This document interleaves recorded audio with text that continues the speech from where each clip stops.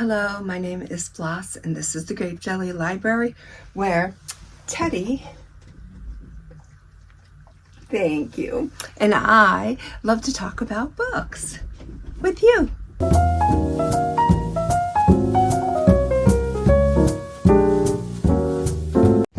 Thank you so much for joining me.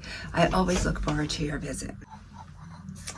How are you? I hope you are doing well. Let's do a table topic. I love table topics. We got it.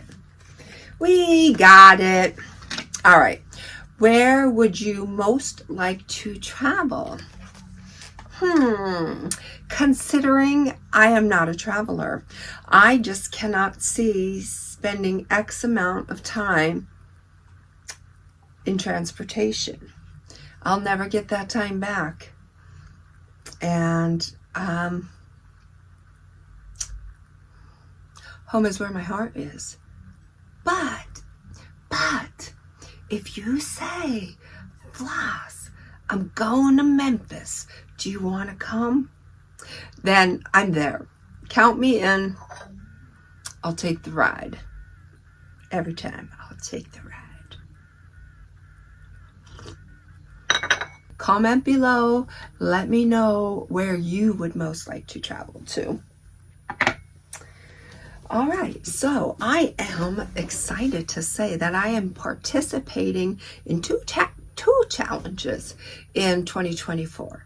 One is the Banned Book Challenge.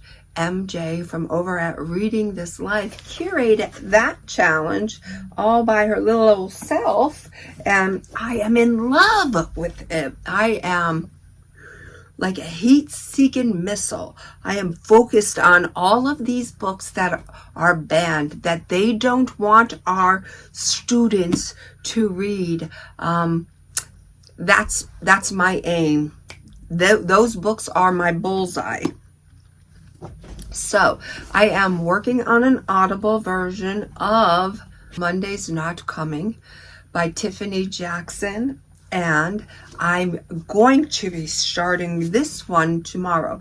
Killers of the Flower Moon, The Osage Murders, and the Birth of the FBI by David Grann. And I have a feeling, I just have a feeling that I'm really going to get into this book.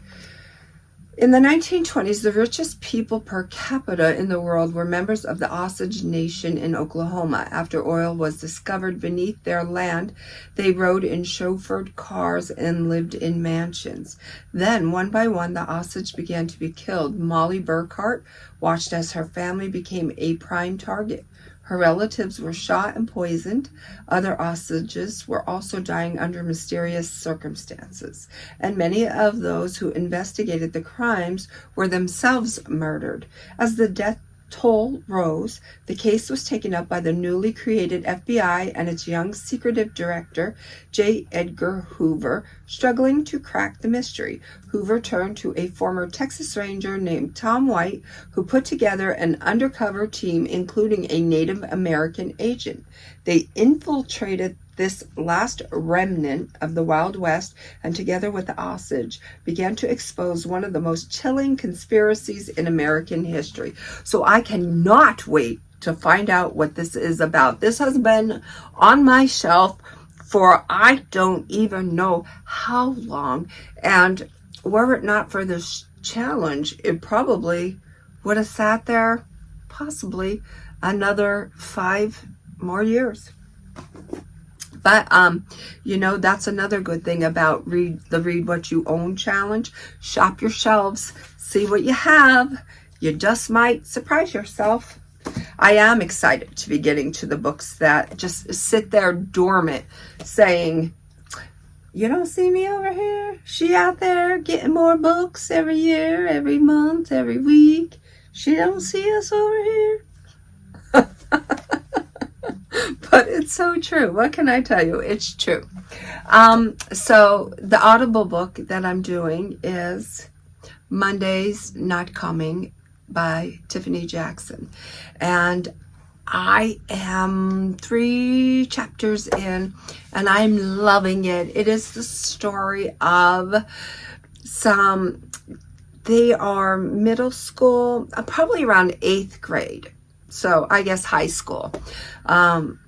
2 high school girls that were best friends and really leaned on each other and relied on each other to get them through the hard period of high school when so many children are bullied and they're pointed out and secluded and made to feel less than. And so these 2 girls have a special bond with one another, and one of them goes missing, and nobody seems to care except for this best friend. Now, the best friend was away every summer. She goes and visits, I believe it was her aunt. She stays with her aunt for 2 months. And this time when she came back, all of her letters to her friend went unanswered, and nobody seems to know where she is when her friend Claudia asks, have you seen Monday? Have you seen Monday? Have you seen Monday? So I'm set out to find out what Claudia is trying to tell me about Monday, and I'm invested. I am 100% invested in this. And the other challenge that I have just joined today is over at the channel Book Mama. I have joined her Discord. If you would like to do that, by all means, go ahead and do that. She has the Reading is Fun book challenge, and every month you read a book based on a prompt. And she threw a couple nonfiction in there, which I love nonfiction. And I feel like because of these 2 challenges that I am now being true to myself and the type of books that I like to read. She's also, Book Mama is also reading, I don't know if you've seen it, those murder mystery books. I see the puzzles that you go through the book and you try to solve. So she's reading those books. Boy, if I didn't already belong to the Read What You Own challenge, I'd be at that bookstore buying some of those murder mystery books. I'm telling you. All right, so if you would like to join any one of these challenges, then go on over to Book Mama's book channel or Reading This Life's channel and just hit the description and you'll find out the information that you need within the video description. Okay, so now that we've established that, do you want to know the book that I just finished reading? It's Nora Ephron. I Feel Bad About My Neck and Other Thoughts on Being a Woman. Now, I chose this book because when my nephew was little and he did something that he wasn't supposed to be doing, and his mother would say, "Why did you do that?" He would say, "My bad neck made me do it." So little did I know that there would one day be a book based on the same lines. So I don't know when I bought this. I didn't, oddly enough, I always mark my books. I didn't mark this book. I must be slacking. Okay, but anyways, that's neither here nor there. I don't watch movies, so I didn't know this. From Nora Ephron, plus this is my very first book that I've read from Nora. From Nora Ephron, the writer and filmmaker whose films Sleepless in Seattle and When Harry Met Sally, did you know that? defined romance for a generation, and whose latest, Julie and Julia, celebrated the pleasures of cooking and the thrill of self-reinvention, a disarming, intimate, and hilarious book on being a woman today. She chronicles her life as an obsessed, cook-passionate, city-dweller, hapless parent. She hates her chaotic mess of a purse. She searches for the divinely flaky cabbage strudel of her youth and finds it 23 years later. She endures the daily tribulations of feminine maintenance, removing unwanted hair, moisturizing patches of skin, the consistency of a loofah, and recovering from treadmill injuries. Utterly courageous, uproariously funny, and unexpectedly moving in its truth-telling.